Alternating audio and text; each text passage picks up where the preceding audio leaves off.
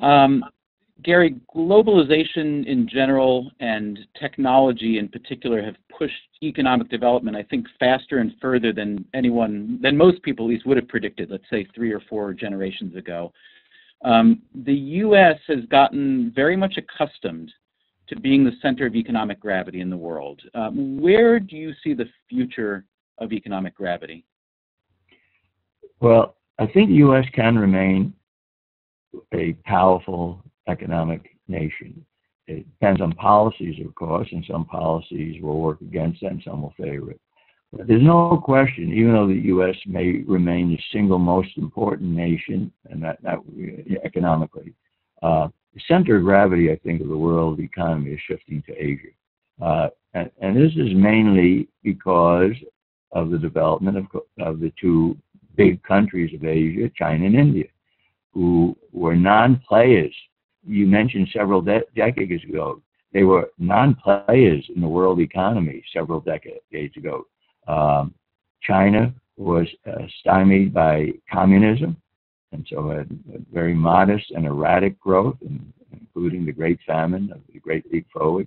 India had a socialist mentality and socialist economy and had what was called then the Hindu rate of growth, which meant low rates of growth. It was attributed to the Hindu religion. It had nothing to do with the Hindu religion. The growth of these two economies, China starting around 1980, India around 1990, plus the significant growth in Japan for several decades. Of course, it slowed down in the last 20 years. South Korea and Malaysia, and these would be the main countries. Got smaller places like Taiwan and Singapore and Hong Kong. This has made an enormous difference in the world economy. So if these trends continue, even not as strongly as they are now, because unquestionably India and China's growth rate will eventually slow down substantially. But these, if you look at the fraction of the world GDP that originates in Asia, before very long it's going to exceed that in the West, and therefore I say Asia will be the dominant player in the world economy. With the U.S. hopefully being a very important player that we are capable of growing significantly and being a world leader. But as in terms of the aggregate population and so on, in Asia. Look, India and China alone is about 40% of the world's population. So it's clear that if they can continue to do reasonably well, that will be the center. Gary, you stirred up a very interesting storm not so long ago when you suggested that the U.S., where the politics of immigration is a very volatile subject, obviously, that the U.S. should consider charging immigrants to come to the U.S., perhaps $50,000 per person. Now, let me read you a quote. You said, "A lot of people don't want to talk about it because you look like you're discriminating, but people feel very strongly about immigration, so I think it's a good time now to be proposing a more sensible policy than what we've seen in any country." So, Gary, talk me through your proposal, and also I'm interested to know what the response to it has been. I don't know if you can see this. Can you see this? A little higher, a little higher. How's there that? We go. The monograph of mine just came out a few days ago on exactly this topic. It was put out by the Institute of Economic Affairs in England. Okay. And there I go into more detail on this proposal, but let me just mention a few highlights. As you mentioned, one would look for a price. Let's say $50,000 might be appropriate for the United States. Anybody could come who is willing to pay that price, except for terrorists and some obvious people that we want to keep out of the country. They wouldn't have to have all the money that would be required, the $50,000. They could put a down payment down, and either a company would help them pay the rest, and they would work for that company as long as they wanted to. When they left that company, they would owe whatever was left over, and they would pay that either by borrowing it or going to work for another company that would help them out. The other source of payment would be, I propose something similar to a student loan program. I call it an immigration loan program, maybe backed by the government initially, where people could borrow the money, put a down payment down, let's say 10% or 20%, and say $10,000 down and $50,000. That seems reasonable. People should have some skin in the game, as they say. and they would borrow the rest, and they would come. So we wouldn't keep out lower income people.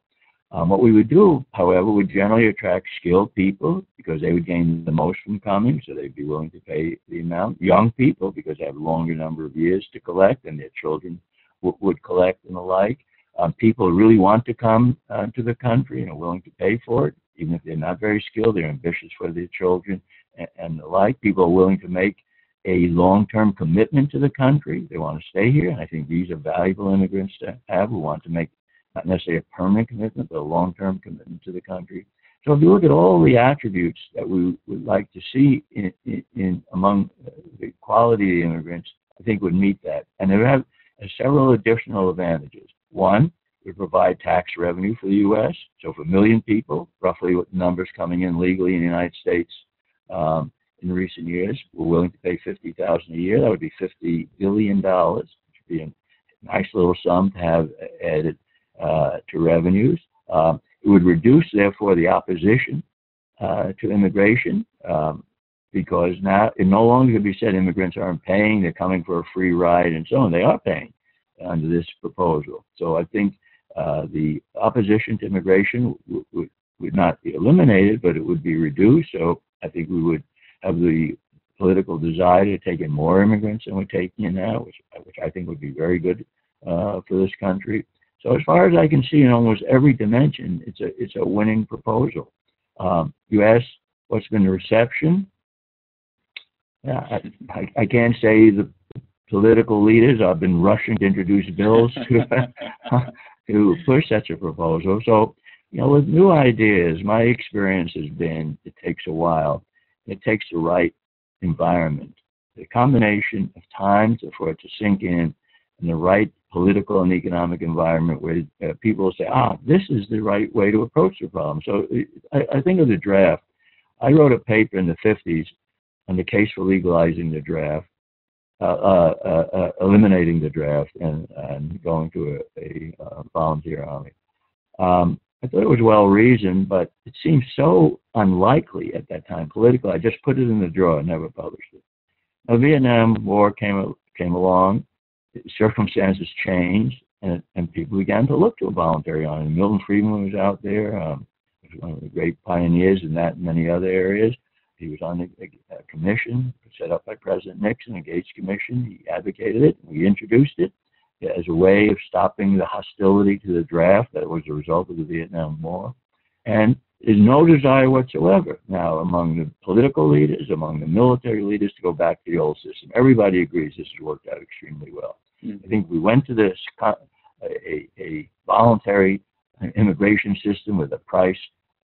After a while, people say, heck, why didn't we think of this earlier? This is really an effective